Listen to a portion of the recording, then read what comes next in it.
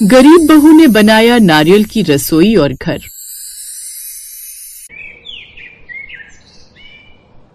भूमिका अपने सास ससुर ननद अपने पति और एक बेटी के साथ रहती थी। भूमिका के पति सुरेश और उसके ससुर विनोद एक नारियल के बगीचे में काम करते थे। वो लोग काफी गरीब होते हैं। रोज की तरह आज भी सुरेश और विनोद दोनों नारियल के बाग में नारियल छांट रहे थे। तभी उनका सेठ हरिराम वहां आता है और विनोद से कहता है, हे भगवान, इस बार तो मेरे बहुत सारे नारियल खराब निकले। अगर ऐसा ही चलता रहा तो न जाने मेरी कमाई कैसे होगी। सुरेश, विनोद, ऐसा करो, इन सभी नारियलों को बोरी में भरकर शहर के बाहर फेंकवा दो और अच्छे नारियल गाड़ी में लोड करवा दो। अब जो खराब हो चुके हैं उन्हें रखकर क्या फायदा। जी मालिक, हम अभी कर देते हैं, और बाकी अच्छे नारियल को हम गाड़ी में लोड करवा देते हैं।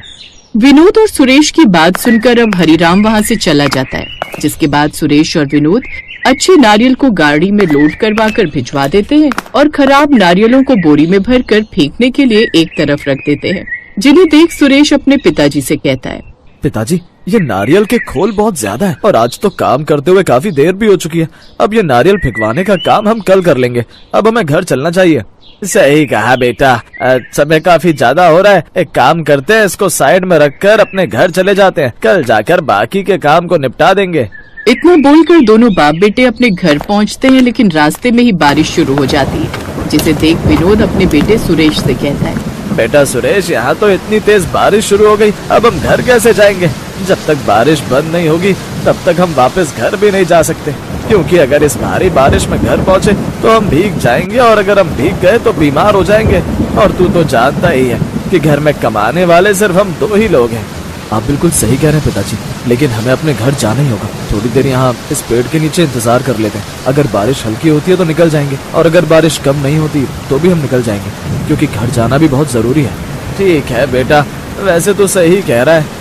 इतना बोलकर अब दोनों बाप बेटे थोड़ी देर एक पेड़ के नीचे रुककर बारिश के थमने का इंतजार करते हैं, लेकिन बारिश कम नहीं होती, जिसे देख वो दोनों ही एक एक केले का पत्ता अपने सर पर रख अपने घर की ओर निकल जाते हैं। और थोड़ी ही देर बाद जब वो लोग अपने घर पहुंचते हैं तो देखते हैं कि उनके घर का कच्चा फर्श पूरी तरह गीला हो चुका है, और उस गीले फर्श को भूमिका और भूमिका की सास माया कपड़े से सुखा रही थी। तो वहीं एक खाट पर बैठी निशा अपनी भतीजी कनक को संभाल रही थी। अब जब माया विनोद और सुरेश को देखती है तो कहती है, इस बारिश ने तो हमें परेशान कर रखा है। तुम लोगों को कितनी बार कहा है कि बारिश आने से पहले ही घर की मरम्मत करवा लो, लेकिन तुम लोग सुनते ही नहीं। अब देखो, सारा का सारा फर्श गीला हो गया है और कनक भी भीग गई है। उसकी तबीयत न खराब हो जाए। माँ, आप बिल्कुल सही कह रही हैं, लेकिन हम क्या करें? भगवान ने हमें इतने पैसे ही नहीं दिए कि हम अपने घर खर्च से बचाकर कुछ और कर सकें। खैर कोई बात नहीं, मैं अभी जाकर तिरपाल लाकर छत के ऊपर लगा देता हूँ। उस तिरपाल से ज्यादा तो नहीं, पर हाँ, बारिश का पानी नहीं आएगा घर में। आप बाहर से त्रिपाल बाद में लाना, लेकिन पहले खाना तो खा लीजिए। वैसे भी मैंने और माँ जी ने मिलकर फर्श को सुखा दिया है। अब सभी लोग नीचे बैठकर आराम से खाना खा सकते हैं। इतना बोलकर अब भूमिका सबके लिए खाना लगाती है, और इस तरह अब सभी लोग साथ मिलकर खाना खाते हैं। और मैंने खाना खा लिया, मेरा खाना खत्म हो गया। एक काम करता हूँ, मैं बाहर जाकर तिरपाल ले आता हूँ और छत पर लगा देता हूँ। इतना बोलकर अब सुरेश बाजार जाकर एक बड़ा सा तिरपाल ले आता है और उसे छत पर अच्छी तरह लगा देता है। तिरपाल लगाते ही बारिश थोड़ी और तेज हो जाती है, लेकिन अब घर के अंदर पानी नहीं आ रहा था। ये देखकर सभी लोग सुकून की सांस लेते हैं, और तब भूमिका कहती है, चलो कम से कम अब घर के अंदर पानी तो नहीं आ रहा है, अब हम सुकून से सो सकते हैं। बिल्कुल सही कहा भूमिका तूने, अब कम से कम इस घर के अंदर पानी तो नहीं टपकेगा। इस तरह अब सभी लोग एक सुकून भरी सांस लेते हैं। सभी लोग चैन की नींद सो जाते हैं, लेकिन अब अगले दिन भी तेज बारिश के साथ साथ तूफान आता है और तिरपाल उड़ जाती है। तिरपाल उड़ने के साथ अब पानी एक बार फिर घर के अंदर भरने लगता है, जिससे एक बार फिर वो लोग काफी परेशान होते हैं। जिसे देख अब माया कहती है, अरे आप लोग देख क्या रहे हैं, घर में पानी भर रहा है, इसे बाहर फेंकवाइए वरना पूरा घर गीला हो जाएगा। तभी भूमिका की नजर वहां जाती है जहां से पानी टपक रहा था, जिसे देख भूमिका पानी टपकने वाली जगह पर बर्तन लगाती है। ये देख अब घर के लोग और ज्यादा परेशान हो जाते हैं। अब बारिश और तूफान को लगभग 2 से 3 घंटे हो चुके थे, और जब बारिश बंद होती है तो विनोद कहता है, माया बहू, बारिश बंद हो गई है, अब हमें जाना होगा। पिताजी बिल्कुल ठीक कह रहे हैं, अगर बारिश आ गई तो एक बार फिर मुसीबत आ जाएगी। लेकिन बेटा भारी बारिश के चलते और घर टपकने के चलते चूल्हा पूरी तरह टूट गया है। लकड़ियां भी सारी गीली हो गई हैं। इसमें हम खाना कैसे बनाएंगे? और हम ये नहीं चाहते कि तुम दोनों घर से बाहर खाली पेट जाओ। माँ, अब बिल्कुल भी चिंता मत कीजिए, हम लोग बाहर से कुछ खा लेंगे। सुरेश की बात सुनकर घर में कोई कुछ नहीं बोलता और थोड़ी देर बाद भूमिका के दिमाग में एक आइडिया आता है और वो अपने ससुर और पति से कहती है, पिताजी मैं भी आज आप लोगों के साथ चलती हूँ। थोड़े बहुत नारियल ले आऊंगी, कम से कम नारियल को जलाकर मैं खाना तो बना लूंगी। भाभी मैं भी चलती हूँ, कनक को माँ देख लेंगी। अब भूमिका और निशा सुरेश और विनोद के साथ नारियल के खेतों में जाती हैं। तब भूमिका कहती है, बाबूजी ये सारे नारियल तो आपने फेंकने के लिए रखे हैं ना? ऐसे करती इन सभी नारियलों को मैं घर ले जाती हूँ, ये हमारे जलाने के काम आएंगे। कम से कम लकड़ियों का खर्चा तो बचेगा। हाँ बेटा, लेकिन इसे तुम हाथ में कैसे ले जाओगी? ऐसा करो, एक ऑटो रिक्शा कर लो।